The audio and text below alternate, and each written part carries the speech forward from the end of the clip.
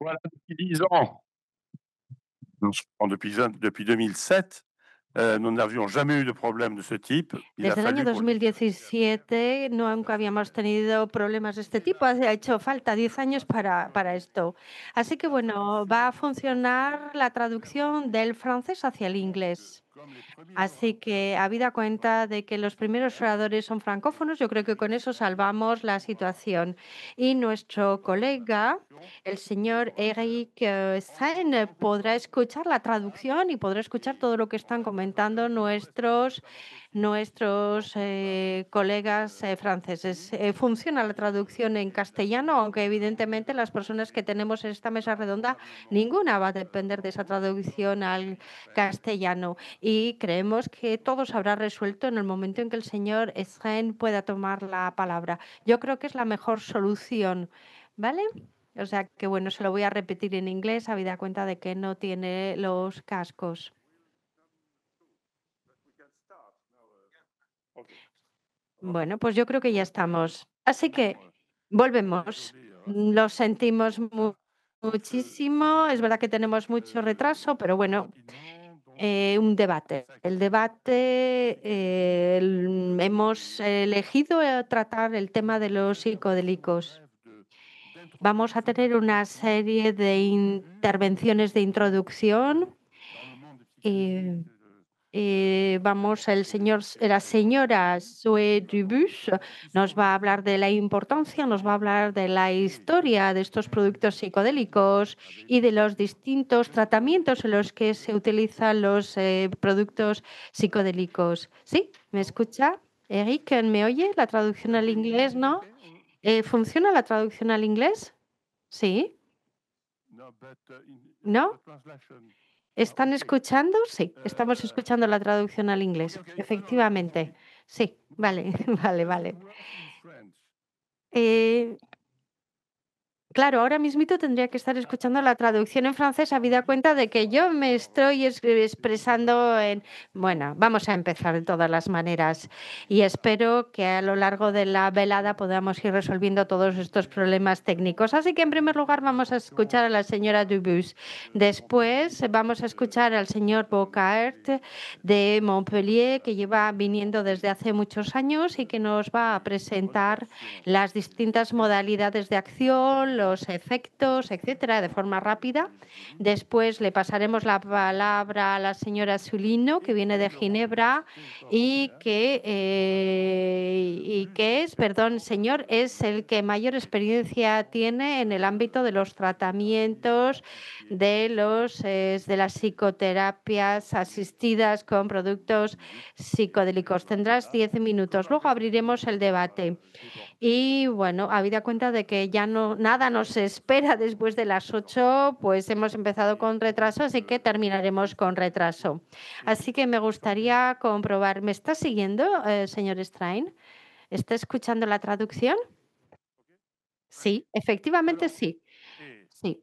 last but not least, Bueno, l'animateur qui va efectivamente. c'est Y el Olivier animador Delille, será qui el señor est Delille, que todo el anthropologue mundo conoce, antropólogo, et psiquiatra égyptologue y et evidentemente con muchísimos donc años dentro del qui ámbito de s'intéresse la aussi aux psychédéliques depuis longtemps. adicción Il a y que, accepté bueno, y que lleva muchísimos d'être años trabajando l'animateur en los productos de psicodélicos ce y débat. que Merci va a Jean-Michel et bonne dinamizar chance pour esta mesa redonda. traduire. Muchísimas gracias a Michelle. Suerte, Merci, suerte con las traducciones. merci beaucoup. Muchísimas Alors gracias, effectivement, Jean-Pierre. je trouve Efectivamente, bueno, pues me propusieron no hace mucho la propuesta de encargarme de dinamizar esta mesa redonda. Le dije que sí de entrada y por tres razones. La primera razón es porque Jean-Pierre, o sea, nos conocemos desde hace más de 50 años. Nos encontramos en Burdeos, en el hospital. En aquel momento era el asistente, yo era interno, tenía mucha más autoridad que yo, con lo cual me plegué. Así que bueno, es un placer el de estar aquí contigo. La segunda razón es el panel. Esta mesa, estos participantes en esta mesa redonda, el profesor Bocart, que es uno de los grandes especialistas en lo que son los mecanismos neurobiológicos de los receptores, ha trabajado trabajado mucho con la proteína C, la serotonina, ha trabajado mucho con lo que son productos alucinógenos. Les invito a que lean su libro.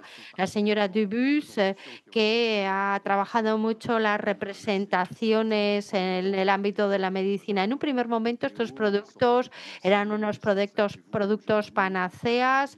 Ahora hay otra forma de rehabilitación.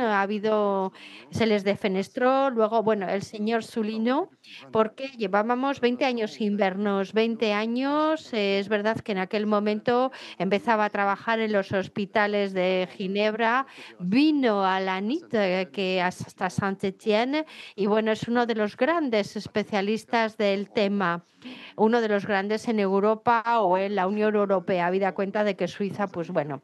Y luego tendremos a nuestro amigo el señor Strain, que es una figura reconocida, está trabajando en ONGIS, ha trabajado mucho la adicción farmacológica y no farmacológica, y que habida cuenta de la experiencia americana seguramente será prudente en cuanto a un uso de todos estos medicamentos psicodélicos que en ciertos contextos pueden generar una serie de efectos que deberíamos de controlar.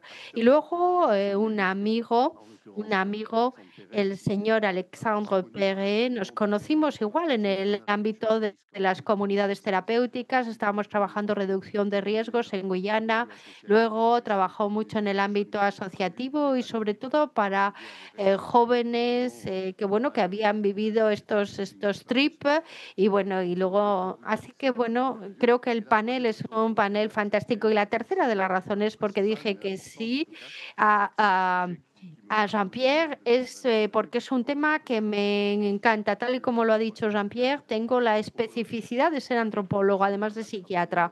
Esto quiere decir que he trabajado mucho en África Occidental, he trabajado con el equipo de Colón, he trabajado en Camerún, en Mali y bueno, estaba escuchando lo que comentaba Jean-Pierre en cuanto a la necesidad de optar por la razón.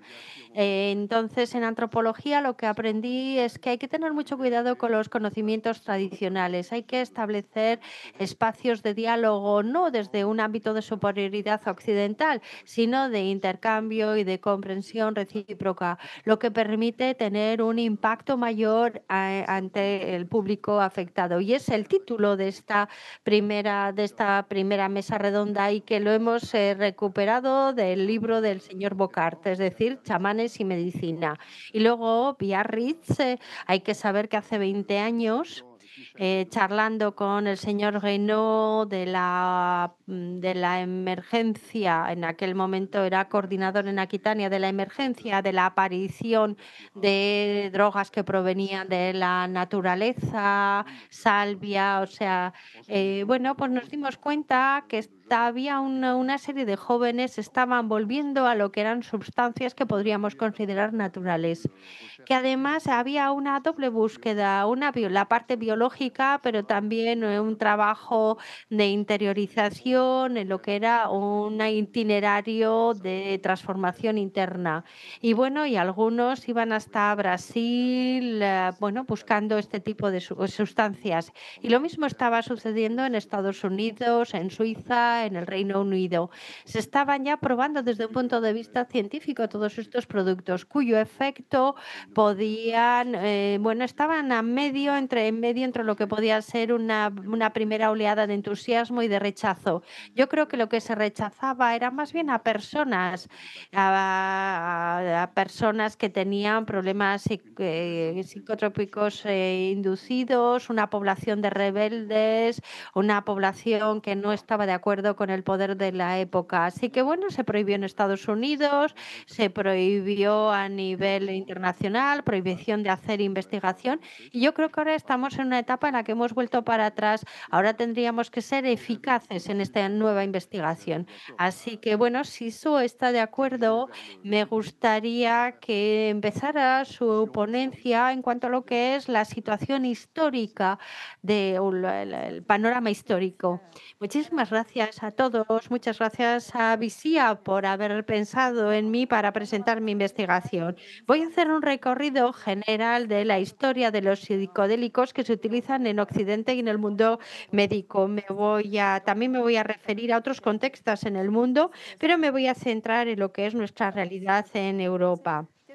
Así que, bueno, ¿de qué estamos hablando? De forma muy rápida, son sustancias y luego el señor Bocard hablará de mecanismos y efectos.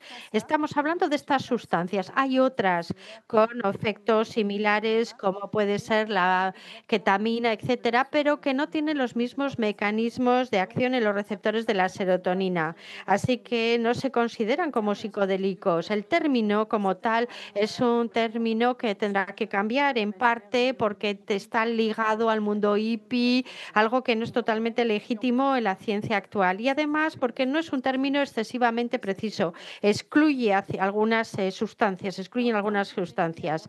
El término surge en el año 56 por un psiquiatra inglés y bueno, tiene un correo con un psiquiatra y están pensando en una palabra, cómo definir estas sustancias, puesto que los términos alucinógenos, bueno, se refieren a efectos percibidos como patológicos. Así que, bueno, son efectos que lo que hacen es reproducir la psicosis. Así que el LSD, que se utiliza cada vez más en medicina, y cuya referencia nos hace pensar en efectos patológicos, no es del todo eficaz. Por eso están buscando otra palabra y así es como llegan al término de psicodélicos. Si les interesan las conversaciones entre estas dos personas, hay un libro que acaba de publicarse.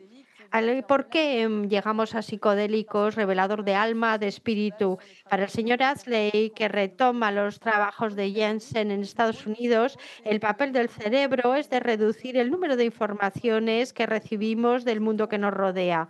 Es demasiado para que el cerebro funcione, así que llama al cerebro una válvula de reducción y estos elementos nos van a permitir hacer lo contrario, es decir, nos van a permitir acceder a una parte a una parte de esta verdad. Es muy difícil dar una datación y yo creo que nunca lo conseguiremos porque son sustancias que provienen de las plantas, es decir, encontraremos trazas antiguas y porque ha habido un periodo de colonización de Occidente sobre el mundo, el resto del mundo y en este momento lo que pasó es que perdimos muchos saberes que no volveremos a recuperar y que hace que el trabajo de los historiadores se complique. Hay teorías de filósofos, de antropólogos, que dicen que la toma es precisamente el eslabón perdido entre el mono y las personas. Aquí tenemos un pintor, una representación, es un mono que tomaría champiñones o setas y que se plantearía quién soy, qué hago aquí, etcétera. Son teorías que nos convencen, que son muy interesantes en cuanto a hipótesis, pero que no tienen ninguna razón.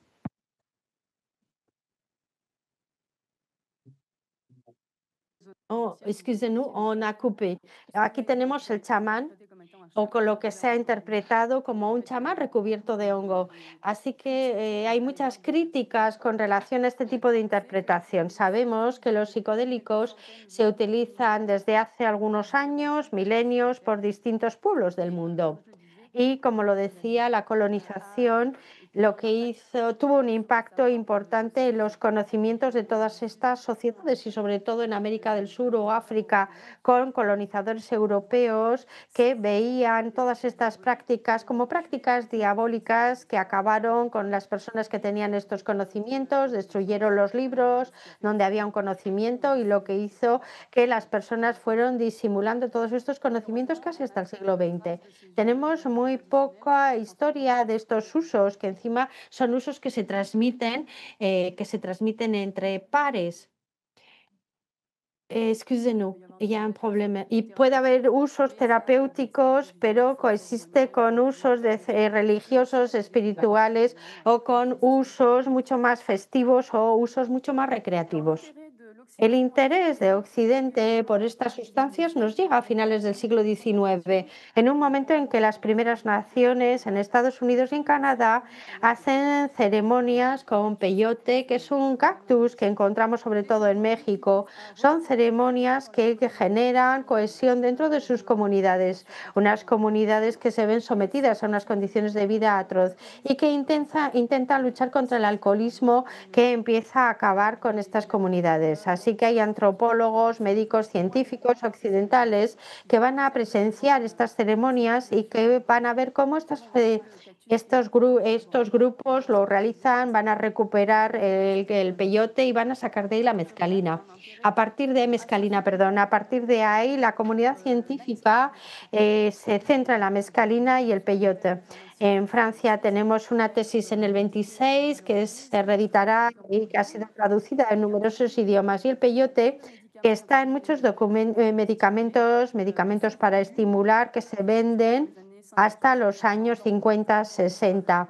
No sabemos mucho en historia, de todas maneras ahí tenemos publicidad de nuestros medicamentos. Estamos hablando de medicaciones que se utilizan para generar psicosis experimentales. Se dan a personas que no tienen enfermedad y vamos a observar qué desarrollo tiene lo que son síntomas de locura. Se les da a médicos, científicos, intelectuales.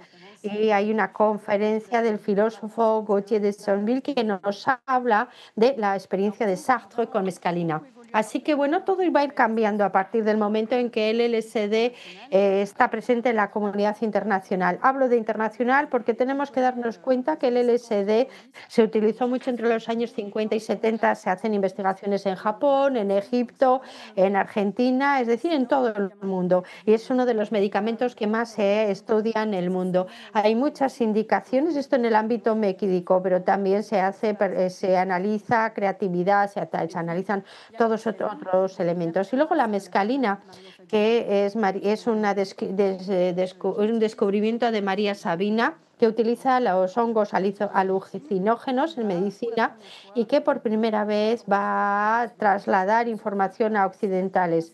Así que ellos consiguieron mantener estos conocimientos, consiguieron trasladarlos a pasar de la colonización y de todos los fallecimientos y muertos que hubo durante el siglo de la colonización.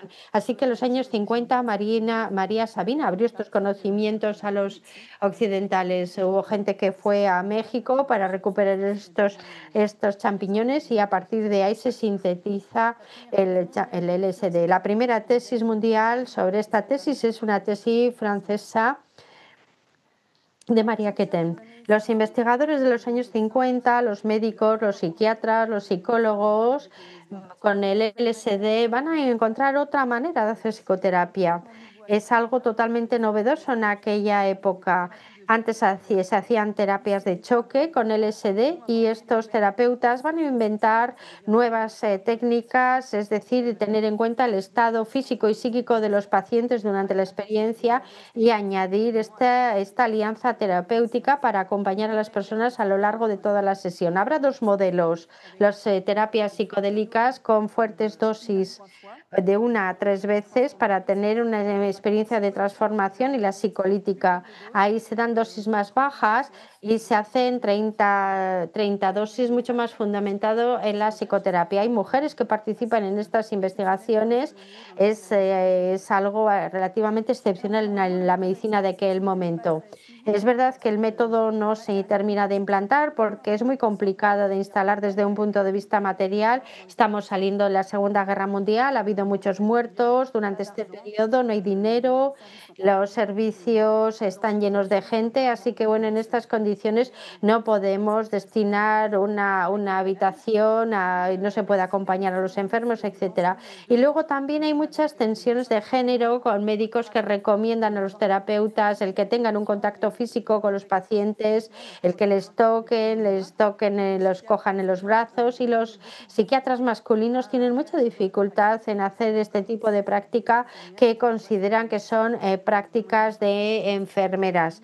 Hay una diferencia entre el psiquiatra que está ahí de pie y la enfermera que está mucho más cerca y que va a coger la mano del paciente. Bueno, todo iba bien, poco más o menos bien, hasta dos grandes eventos en los años 60, que va a hacer que los elementos psicodélicos o productos pierdan su credibilidad. En un primer momento son los estudios randomizados, funcionan muy bien con los psicotrópicos, no funciona muy bien con los psicodélicos, puesto que tal y como nos muestra este dibujo, vamos a darnos cuenta, enseguida nos vamos a dar cuenta quién ha tomado psicodélicos y no. Si no hubiera habido más que esto, hubiéramos resuelto el problema, hubiéramos probado las dosis, hubiéramos comparado medicación. El problema es la contracultura de la que ya ha hablado el señor Delí. Es decir, médicos, psiquiatras que personas que van a tener una relación con los Black Panthers, que van a reclamar derechos para las mujeres, negros, homosexuales, y esto evidentemente no es visto con buenos ojos por la comunidad conservadora de Estados Unidos. Pero vamos a ver muy rápida, es una oleada que va a llegar a Francia con lo que llamamos un pánico moral, muchos artículos que se publican sobre el LSD y que lo describe como una sustancia muy peligrosa. Se habla hasta de guerra atómica en la cabeza. Hay que pensar, y Francia va a ser el primer país que va a considerar que los psicodélicos entra dentro de lo que son los elementos estupefacientes. Va a durar mes y medio, pero es muy intenso. Hay un contexto muy concreto en Francia y esto lleva a acabar con la financiación de la investigación. No se prohíbe la investigación, pero es cierto que las condiciones administrativas son demasiado importantes, los pacientes no quieren, los médicos tampoco quieren, y si hasta ese momento teníamos el INSER que financiaba, deja de financiarlo, con lo cual la investigación se queda ahí. En cuanto a la investigación, continuó, pero de una manera underground, con distintos tipos de investigación, terapeutas que siguieron practicando, como es el señor Fischer en Suiza con LSD, otros terapeutas como Stan Gross, que inventaron técnicas para llegar a lo que es un estado psicodélico pero sin utilizar sustancias, y la reducción de riesgos a partir de los años 80, que van a divulgar conocimientos para asumir a las personas que toman este tipo de productos y que tienen experiencias y que viven experiencias difíciles. Y luego así llegamos al año 2000, a lo que llamamos el Renacimiento, y que va a intervenir gracias a tres grandes factores. Va a haber más, pero voy a presentar los principales. En los años 90 se inventan nuevas técnicas de imagería cerebral. Como el LSD no es muy tóxico, es poco adictivo, es muy interesante ver qué efectos tienen sobre el cerebro. Lo siguiente es que hay muchas indicaciones, hay muchos pacientes que no responden a los tratamientos y eran indicaciones para las que teníamos muy buenos resultados. Y además nos alejamos de la contracultura de médicos, científicos que tienen mucho cuidado con el vocabulario, que tienen mucho cuidado con la manera que tienen de presentar sus investigaciones. Ya no vienen con pelo largo, ya vienen de otras maneras. Así que esto va a hacer que en los años 2000 nos encontremos con un renacimiento psicodélico. Ahí tenemos las indicaciones: es depresión, estrés postraumático, adicciones, y es la psilocibina el elemento más estudiado. El LSD llega en tercer lugar, y hay dos elementos, dos razones, y es porque el tiempo de permanencia es menor, es más fácil hacer terapias con psilocibina. La siguiente es que no nos dice mucho, mientras que dices LSD, bueno, pues enseguida nos encontramos con un imaginario muy estigmatizante. Hoy las técnicas son técnicas aceptadas, tenemos estas imágenes, que es lo que vemos en prensa, pero la realidad es que los países donde se empieza a legalizar nos encontramos con esto: clínicas privadas donde están más centrados en el dinero. Hay una asunción o una atención a los pacientes mucho más limitadas, con todo lo que esto conlleva. Estas imágenes son de Canadá. Y hay una mediación que empieza en el año 2015 en Francia, en el mundo, y bueno, estos son los medios que al final todos terminan publicando artículos sobre psicodélicos. Y luego aquí tenemos direcciones de dónde iniciarse. Y todo esto genera un contexto que efectivamente o estamos hablando de terapias legales o que va a llegar rápidamente, y al final, bueno, van a ver a terapeutas que en ocasiones tienen conocimientos, y en ocasiones, bueno, lo que pretenden es hacer dinero. Así que bueno, lo voy a dejar aquí. Nos queda mucho por hacer. La verdad es que hay muchísima esperanza, pero hay muchos cuestionamientos. ¿Cómo vamos a formar a los terapeutas? Por el momento no tenemos ninguna formación.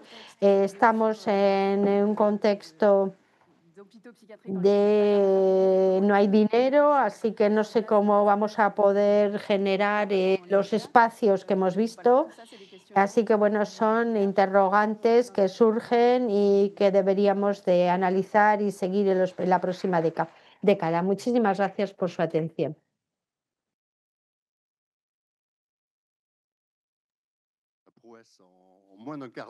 Bueno, pues increíble que en menos de 15 minutos nos hace un histórico volviendo casi a la época neolítica hasta la época contemporánea. Vemos que los medios de comunicación también juegan un papel importante. Antes lo tenían como el diablo y ahora casi un dios que nos va a salvar, lo que decían. Ahora, ¿qué es lo que funciona? ¿Qué es lo que no funciona? ¿Qué es lo que es el cambio sobre sí mismo? La comunicación con el cosmos es una aventura psíquica o no. ¿Sirve sirven para algo, como es el caso de la América del Sur, como la ayahuasca, o es filosofía, o las dos cosas, o la filosofía de la sustancia o la sustancia de la filosofía? Bueno, vamos a escuchar al profesor para entender un poquito mejor cómo estas moléculas actúan. Con lo cual, por favor, tome la palabra. Bueno, muchísimas gracias por la invitación y gracias por invitarme. Yo no soy médico, pero bueno, sí, me intereso mucho a las drogas y a los neurotransmisores en el cerebro. Y he trabajado un poco sobre los sistemas en el cerebro.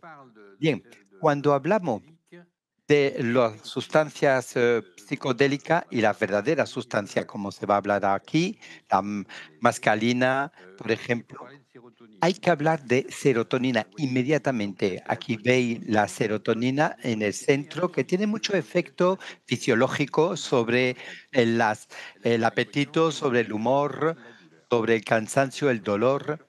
Entonces, muchas cosas. Y por ello, vemos efectivamente esos efectos de la serotonina. Y vemos cómo hay un producto que se va a liberar y que finalmente va a actuar sobre otro receptor que le va a reconocer y de esa manera las redes se van a poder constituir. Por tanto, la serotonina arriba a la derecha que enerva casi todo el cerebro es un neurotransmisor, por lo tanto, muy, muy desarrollado por doquier, aparte de casi en todo el cerebro lo recibe completamente, incluso en la columna vertebral por el dolor. Aquí veis abajo a la izquierda esas pequeñas bolitas, son synapses. Bien, pero en este caso, como el Prozac y la paroxetina, efectivamente aumentan. Por tanto, la serotonina se puede decir que es un neurotransmisor en el corazón mismo del sistema. Y esto aumenta la concentración. ¿Por qué la serotonina era importante para la acción? Pues mira, mirándolo sin ser químico, la fórmula de la serotonina a la izquierda, veis el primer núcleo con 6 lados, otro con 5 y una cadena terminada por un H2. Y cuando miramos la cadena y vemos por otra parte efectivamente la psilocibina, pues vemos claramente cómo esas dos moléculas tienen mucha facilidad de ser reconocida por el mismo receptor, por la misma molécula que va a reconocer la serotonina, también va a reconocer la psilocibina. Son casos muy próximos. La psilocibina ya lo sabemos, se llamaba el champiñón mágico. Bien, cuando vemos el caso de la LSD, vemos efectivamente una estructura algo diferente. Y estamos ya en otro contexto. Y como yo decía, la molécula más conocida en el mundo, la LSD, y la serotonina a la izquierda, a la derecha tenemos LSD, vemos que cuando vemos la parte inferior, vemos que reconocemos aún ese núcleo con 6 caras y la otra con 5 caras, y una cadena que se va a terminar con una NH. Y podemos entender igualmente, sin ser químico, francamente, que el LSD y la serotonina pues actúan sobre los mismos transmisores. Pero cuando estamos hablando de receptores, pues estamos hablando de la serotonina, nos concentramos en este caso con la serotonina. Son receptores, como yo decía, receptores RCPG, cortado, es decir, que están en la membrana y son receptores extraordinarios, son los cuales he trabajado toda mi vida y son capaces de reconocer a la vez los fotones, es decir, si ve, significa es porque tiene receptores que reconoce los fotones en tu retina. Y esto va a reconocer todo un montón de moléculas, los odores, receptores, por lo tanto, muy importantes. Una familia de receptores, hay por lo menos 900 en nuestro cuerpo, y cuando se activan, van a activar una proteína que veis bajo los receptores verde y naranja. Hay muchas proteínas, pero nos vamos a interesar sobre todo a los receptores que están a la izquierda de su pantalla, el rosa y el azul, que son receptores o couplado a la proteína GI, y entre ellos está la serotonina. Hay 14 receptores de la serotonina, en este caso muchos, pero el interés es que un receptor muy importante para lo psicodélico es CH2A. CHT2A es la serotonina como los demás receptores, pero el receptor 5-HT2A es precisamente los elementos psicodélicos por naturaleza, como lo veis ahí en la imagen. Un momento, hay algo que me acaba de ocurrir con la imagen y me he ido. Un segundo, hay una foto que ha desaparecido. Bueno, no es muy grave.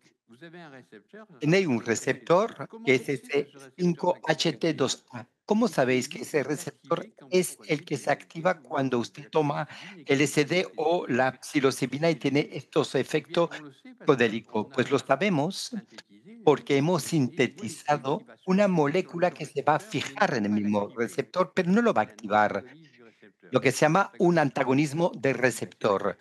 Y lo clásico es la ketanserina. Por tanto, si le damos un psicodélico a alguien y le da ese agonista al mismo tiempo, la ketanserina no tendrá efecto psicodélico. Por lo tanto, sabemos que la puerta de entrada de lo psicodélico en el cerebro son este receptor 5-HT2A. También se sabe con los ratones transgénicos que no tienen ese receptor, se le consigue quitar y no tienen ese receptor, y si se le da un psicodélico no tienen un efecto, en fin, los ratones, hay efectos psicodélicos, sí, pero sabemos que normalmente engendra lo que se llama el head twist, es decir, se mueve la cabeza del ratón constantemente y todo lo psicodélico lo probamos con esos ratones y aquellos que no tienen receptor 5-HT2A no lo hacen. Por lo tanto, son responsables de los efectos psicodélicos este mismo receptor, como decíamos. Pero esto obviamente es un efecto que todo el mundo conoce. eh, no son muy alucígenos, es una deformación de la realidad, en realidad, y es un efecto bastante corto, son algunas horas. Pero estos productos, como se ha dicho, y lo hemos dicho hasta ahora, tienen efectos que son muy interesantes porque pueden tener también efectos antidepresivos rápidos, más rápido que los clásicos y sobre todo se mantiene en el tiempo. Y mantenido en el tiempo, y para tener un efecto mantenido en el tiempo en el cerebro, tiene que haber algo más que la actuación del receptor que solamente dura unas horas. Por tanto, algo tiene que ocurrir después de la activación de ese receptor que va a modificar la actividad del cerebro o su estructura de manera que estos efectos sean de larga duración. Y es lo que se llama la neuroplasticidad, es decir, que el cerebro se va a modificar y por lo tanto tener otra configuración mediante esta sustancia. Bueno, discúlpeme, hay fotos que me desaparecen cuando le doy al botón. Bueno, ¿cómo podemos ver esta neuroplasticidad? Pues sobre la foto de la izquierda, que no está, veréis un ratón con un pequeño microscopio en la cabeza, muy pequeño el microscopio, y que va a mirar la neurona en su cerebro. Y veis que en este caso es un neurón, lo que vemos en naranja, y todos los pequeños, estas sinapsis que son bolitas, después de haberle dado la psilocibina, estas bolitas aumentan, veis cómo lo vemos ahí en la flecha blanca, y poco a poco, pasando los días tras la inyección, vemos otra sinapsis aparecer en verde, por ejemplo, y esto va a durar incluso hasta 35 días, incluso más allá, hasta 65 días. Por tanto, tenemos aquí la formación de nuevas sinapsis que va a ser de muy larga duración y vamos a modificar el cerebro durante mucho tiempo, como se modifica el cerebro aprendiendo cosas, por ejemplo, o cuando activa la memoria también se activa el cerebro. Pero ahí vemos una neuroplasticidad del cerebro que se pone en marcha durante mucho tiempo. Más allá de todo esto, hemos podido, estimulando estos receptores, hay nuevas sinapsis que tienen lugar, pero si lo miramos de forma más integrada, ¿qué pasa en el cerebro? Pues veis aquí en la parte de arriba a la izquierda, todo lo que, las conexiones entre las diferentes zonas del cerebro, hay muchas conexiones y toma muchísimo espacio. Hay redes que están más especializados que otros y dan algunas acciones. Por ejemplo, cuando usted acomete una acción, hay una red ejecutiva que se pone en marcha y cuando piensa a su personalidad, a su propia persona, al pasado o se proyecta en el futuro o mentalmente considera o se culpabiliza por algo o al menos está centrado en sí mismo, hay una red que se pone en marcha que se llama la red de modo por defecto. Es una red muy activa cuando no hace nada, cuando no tiene una tarea ejecutiva que hacer. Por lo tanto, cuando rumian y está pensando, digamos, sin decir nada, pues digamos, esa red por defecto, y es un poco complicado la parte de abajo a la derecha, pero todo lo que se modifica en el cerebro, pues se ve la red por defecto la más afectada. Es la zona que se va a más destructurar por los psicodélicos. Muchas redes se van a modificar, pero el más modificado es la red por defecto. Y cuando miramos la parte de abajo, los cuerpos místicos, después de psicodélicos, vemos que es proporcional a estos cambios de conectividad en el seno del cerebro. Por lo tanto, te puede estimular, te cambia el número de sinapsis, pero además se modifica todas las redes que estructuran, digamos, nuestro cerebro y sobre todo esta red de modo por defecto. Y este es muy activo, esta red de modo por defecto, incluso en la depresión y en la adicción.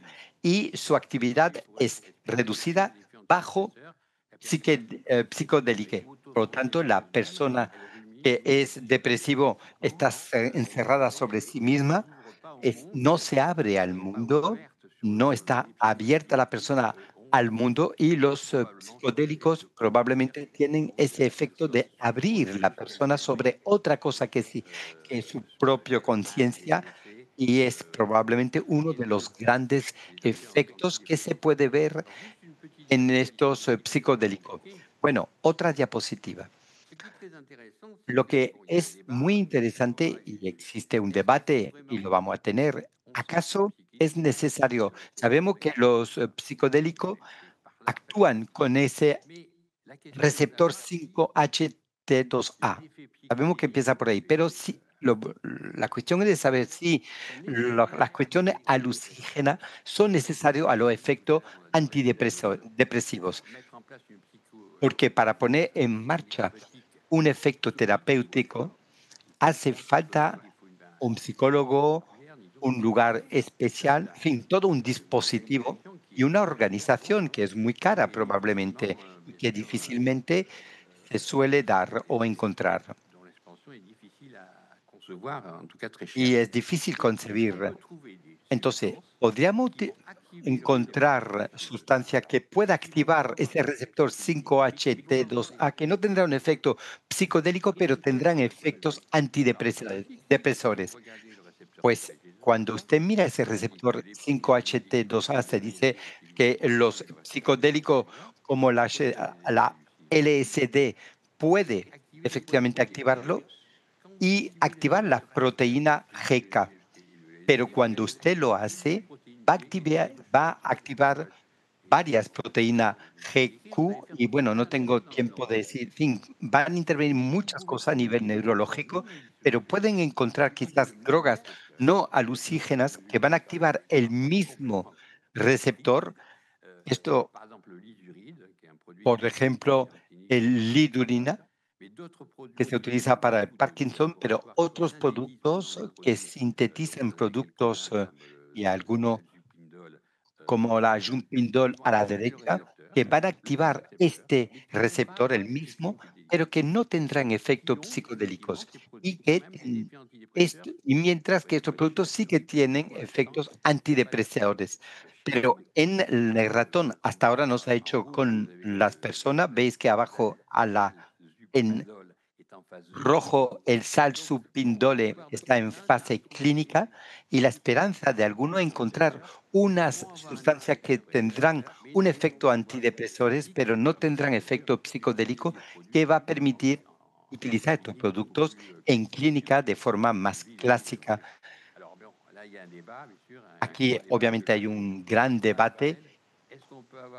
¿Acaso podemos tener efectos antidepresivos con este receptor sin tener efectos psicodélicos, pero conservando estos efectos antidepresores? Bueno, este es el debate. Algunos dicen que no, que esto no será posible, que hace falta estos efectos espectaculares psicodélicos para ello, y otros quizás que, bueno, pues quizás que los dos bandos tengan razón y que es la mezcla de estos dos campos que, digamos, dará con la clave de todo esto. Muchas gracias.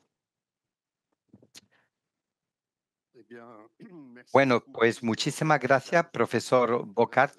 Y lo que decíamos anteriormente es un diálogo entre conocimientos tradicionales que se ha enseñado con toda esa cultura antigua, con la ayahuasca y los chamanes, e incluso a veces poderes de chamanes, y esta ciencia occidental que intenta comprender cómo funciona, que duda que es el contacto con Dios o con el universo, pero que sí tiene molécula. Se ve que de luego que la activación de esos receptores nos permitiría encontrar cómo esos diferentes principios que encontramos en los cactus y en champiñones también o setas podrán tener un efecto llamado psicodélico. El otro elemento, y se ha dicho muy bien el profesor, es precisamente el que encontramos en el otro bando con estos medicamentos cuando funciona. Además, los efectos son muy rápidos y lo que sorprende aún más en los psicotrópicos es que son durables, porque normalmente el problema es que cuando efectivamente dejamos esos medicamentos, pues no tenemos efectos sostenidos en el tiempo. Y su conclusión ha sido muy buena, que es, y lo vamos a ver en el debate, ¿es la experiencia mística o es el efecto de antidepresores? ¿O son los dos que finalmente tienen un efecto de sinergia? Bueno, aquí tenemos Daniel Semino para darnos su punto de vista, porque Daniel tiene una gran experiencia práctica en Europa. Es el que probablemente el que tenga más experiencia de acompañamiento clínica y terapéutico para los pacientes de ansiedad o que sufren la ansiedad y quizás no lo sepan, pero con la regulación del cannabis en Suiza, en fin, participó en todo ello, pero el que más nos interesa esta noche es que tenemos uno de los mejores especialistas del momento y le voy a preguntar precisamente si en Ginebra, en su hospital, tenéis la misma sala que se ha visto antes con estos los espacios maravillosos con una enfermera que le coge la mano a un psiquiatra que está ahí 24 horas sobre 24. ¿Tú eres el psiquiatra 24 horas sobre 24? No, no, no, para nada. Yo estoy en casa. No. Primeramente, muchas gracias de darnos la oportunidad de hablar de ello. Es algo que me fascina desde hace un cierto tiempo.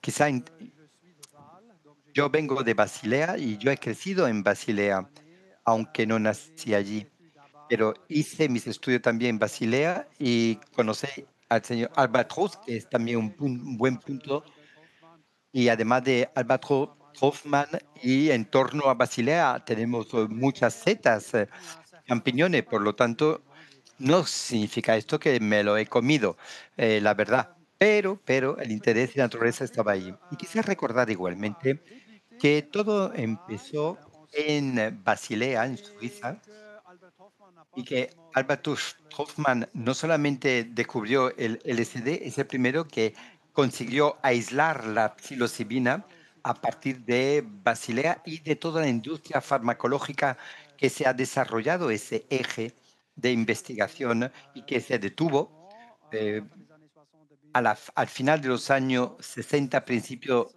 años 70, pero no en Suiza, curiosamente.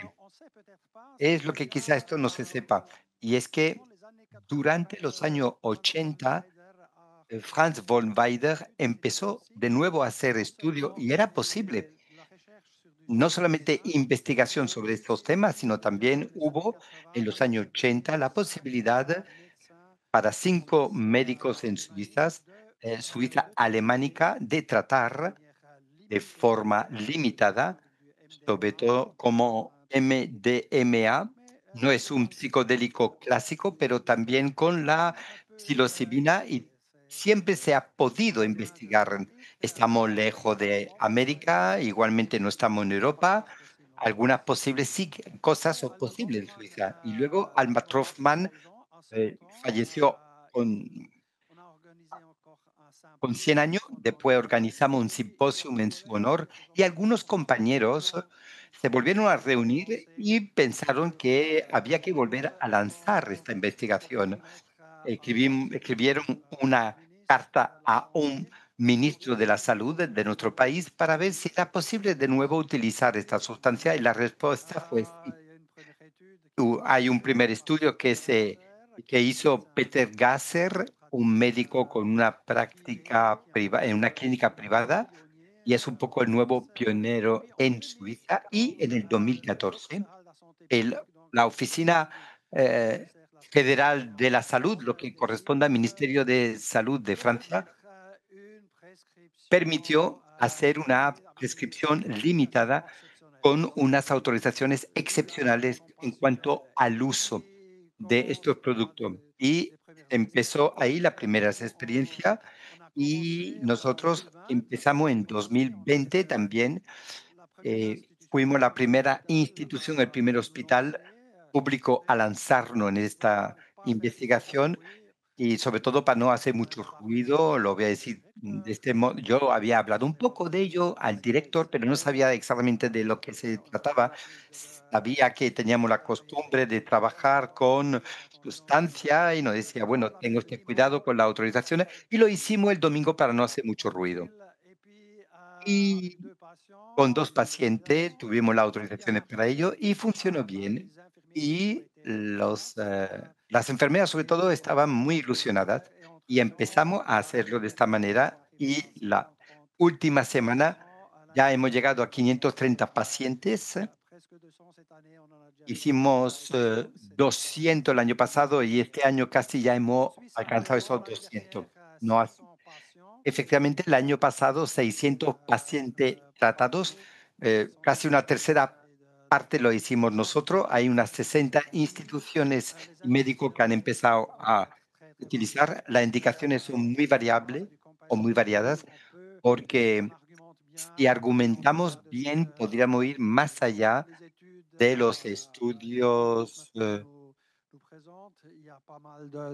que teníamos. Hay muchos colegas de otros campos que empiezan a interesarse igualmente a todo ello. La investigación Se hace bastante en Francia, sobre todo en productos farmacológicos.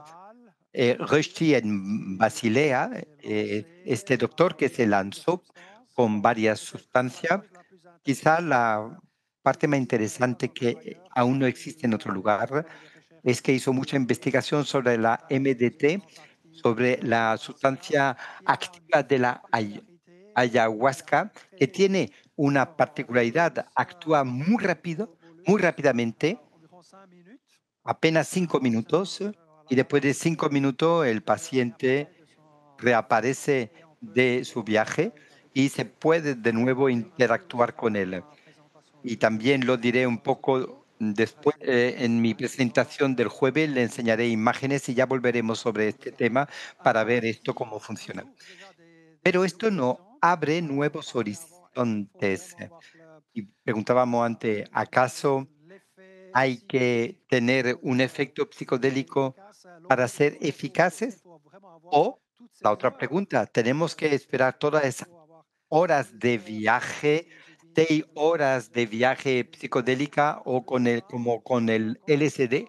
Pues lo sabremos cuando tendremos la posibilidad de conseguir viajes más cortos y medir efectivamente estos efectos en el mismo día, porque serán viaje más corto y no espera hasta el día siguiente como se hacía tradicionalmente.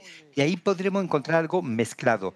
Ahora mismo estamos haciendo sesiones psicodélicas con la fórmula clásica. Tenemos estados místicos profundos que permiten muy poca interacción con el paciente.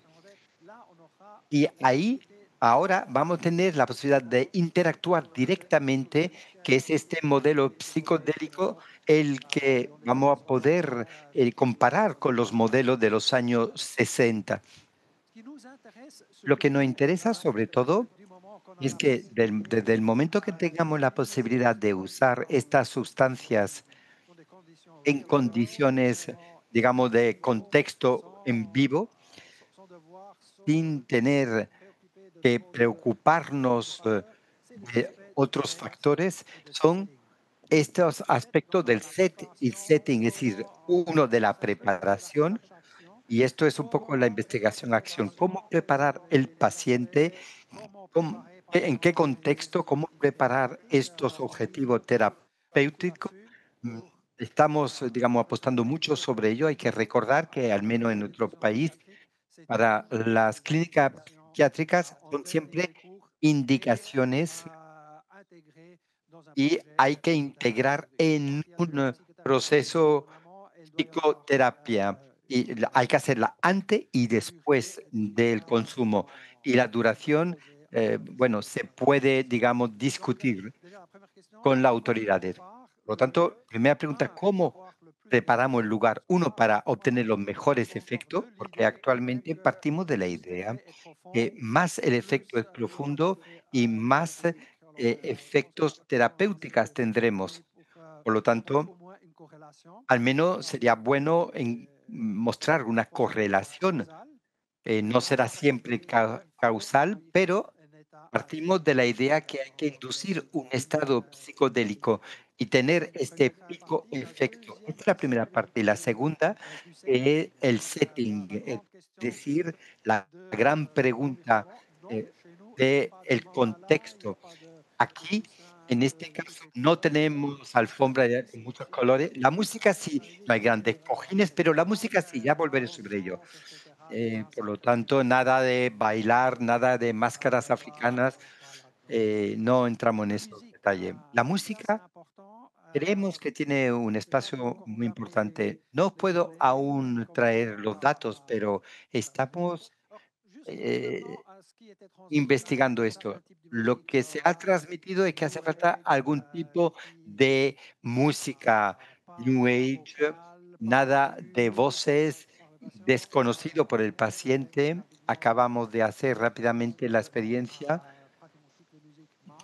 que casi con todas las música funciona, eso lo sabemos a través de la experiencia ya no médicas, como puede ser CDC o todo puede funcionar depende de la fase donde se encuentra el paciente, pero sí hemos empezado a preparar también con músicas con el paciente, con la idea de hacerle trabajar durante la sesión algo singular, de intentar trabajar sobre las memorias y elegir con él unas músicas que pueda evocar este tipo de memorias si existen algunos valores que el paciente quiere, digamos, tener.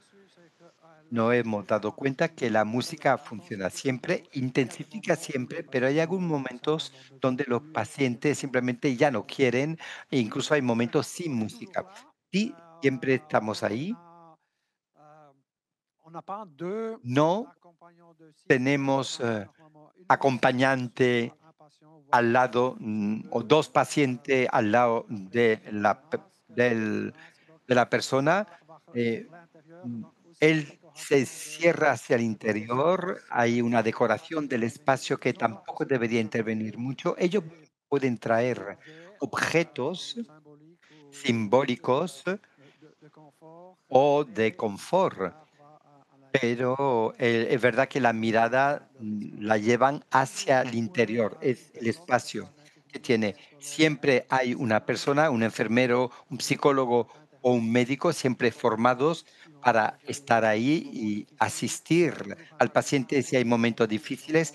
Y hay siempre un médico, al menos a 30 segundos de la sala, en caso de necesidad, y siempre un médico presente en al lado de esa habitación y en los 630 pacientes solamente tuvimos que detener 2 sesiones, probablemente debido a un ataque epiléptico temporal con una mística, pero que no respondía a alguien que estaba encerrado, por lo tanto, es muy poco probable que probablemente era con LSD que probamos. Y otro caso donde los efectos eran demasiado ansiosos y tú con un poco de psilocibina pudimos parar ese efecto muy rápidamente. Bueno, otro aspecto importante, estamos debatiendo mucho en Suiza sobre modelos de formación. Estamos proponiendo desde hace un tiempo el poder, por ejemplo, hacer unas formaciones de posgrado con estudiante. La universidad había propuesto esto en Suiza. Pienso, para contribuir un poco a este debate, vemos esto en Suiza como se ve probablemente en Francia y otros países. A veces se mezclan dos tipos de renacimiento a lo que estamos viviendo actualmente. Y esa misma mezcla que hizo en los años 70 es problemático. Probablemente hay un interés terapéutico de nuevo con esta sustancia. Por lo tanto, el desarrollo científico de moda y de conducta terapéutica nos lleva a otra forma, más que el uso tradicional. Y la base de los dos debates no es el mismo, se mezclan elementos. Quizás es peligroso. Yo sé que estoy hablando en Francia, en el país del Baclofen, ¿y cuál era la otra sustancia? No me acuerdo, ahí en Marsella. Bueno, en fin, no es por votación popular que se decide si hay una sustancia es eficaz o no desde el punto de vista terapéutico. Yo creo que por una parte tenemos el desarrollo terapéutico que se tiene que basar sobre un método científico, sobre un debate científico y por otra parte la gran pregunta del acceso a ese tipo de sustancia al gran público toca más el tema de los derechos cívicos y no directamente científico. Y por lo tanto, esto es otro campo y otro debate diferente. Y en Suiza también tenemos una gran presión del público para dar muy rápidamente acceso a este público sin conocer siempre que sea con fines terapéuticos, pero sin conocer realmente los datos científicos. Por lo tanto, sí, Luisa ha abierto un poco el melón y las puertas, pero lo ha hecho para un uso terapéutico y no habrá una comercialización antes que no tengamos todos los datos científicos. Por tanto, el modelo suizo quizás sirva para copiar, pero con mucha prudencia. Muchísimas gracias, Daniel, por este enfoque tan pragmático y tan científico. Yo creo que hemos escuchado que estas experiencias en cuanto al beneficio-riesgo es favorable. Hay muy pocos incidentes, grandes incidentes, y además aporta muchos beneficios a las personas afectadas. Hemos visto que las condiciones de acompañamiento se pueden asumir, sobre todo en un ámbito hospitalario, no ambulatorio, pero el médico es del hospital. No, todo esto se hace en régimen de ambulatorio. Está muy bien. Y la última frase es una frase que me parece esencial. Has comentado que siempre tenemos un riesgo de expectativa dentro del público. Yo sé que los primeros estudios americanos de Rosis Bosis estaban comentando que las indicaciones, sobre todo en el caso de depresión resistente de personas afectadas por cáncer, gente que tenía miedo de la muerte, etcétera, y cuando se les proponía de la psilocibina, muchos de ellos lo rechazaban porque la imagen de la psilocibina era muy inquietante. Los que aceptaban eran personas que ya tenían un conocimiento, habían tenido una experiencia propia a título recreativo. Así que vemos que hay un efecto de expectativa, un efecto a tener en cuenta. En Suiza, y luego pasaremos la palabra a Eric Stein para que nos hable de la situación americana. ¿Ustedes se han enfrentado con esta casuística, es decir, un autofiltrado de los pacientes en función de la experiencia previa que podían tener con este principio? Sí, definitivamente sí. Tuvimos mucha demanda, una oleada de demanda. En ocasiones hasta tuvimos una lista de espera de 800 pacientes. Ahí sí que había muchas peticiones que nos venían de Francia, pero bueno, hay que ser residente en Suiza, así que bueno, no podíamos aceptar las demandas que nos venían de Francia. En cuanto a las personas bueno, de qué pasan, que a las que aceptamos son aproximadamente un tercio. Al principio tuvimos muchas personas que vinieron, el entusiasmo hizo que fuéramos menos prudentes. En ocasiones vivimos malas experiencias con pacientes que durante la sesión no aguantaban la sesión. Era una contraindicación, pero yo creo que todos los colegas suizos estarán de acuerdo con esto.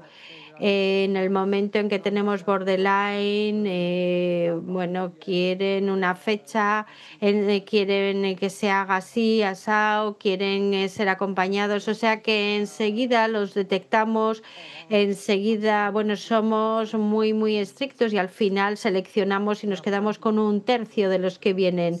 Hay muchos psicólogos que intentan que aceptemos, que les aceptemos. Muchísimas gracias por estos comentarios. Empiecen a pensar en las preguntas.